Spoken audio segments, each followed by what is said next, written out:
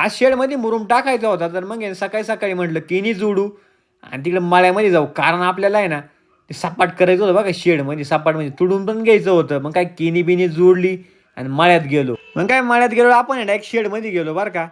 मग तिथं मस्तपैकी ट्रॅक्टरने आणि केनी नाही ना ते माती बिती तुडून घेतली मस्तपैकी. म्हणजे आपल्याला आहे ना धुमस मशीनची गरजच नाही बरं का. तिकडे कांदा चाळीमध्ये पण अगोदर माती बिती मस्तपैकी तुडून घेतली. मग काय तेवढ्यामध्ये जी पण आला होता बरं का मुरुम टाकायला.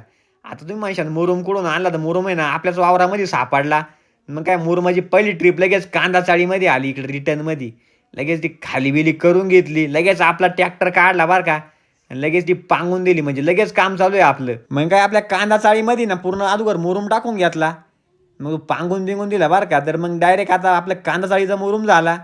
मग आता आपल्याला एक आपलं शेड आहे ना आपलं कुक्कुटपालन. तिकडे मुरुम टाकायचा होता. तिकडं आता थोडा पान टाकायचा होता बरं का. मग काय आपल्या इकडे शेडमध्ये पण आहे ना 10-15 ट्रिपा टाकून घेतल्या. आणि त्याला लगेच पांगून दिल्या.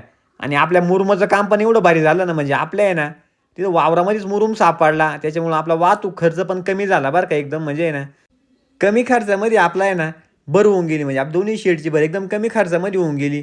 मग काय आपण जो मुरुम काढला तो खड्डा-बिड्डा बुजवून घेतला आणि वावरं जी आहे ना मस्तपैकी पुन्हा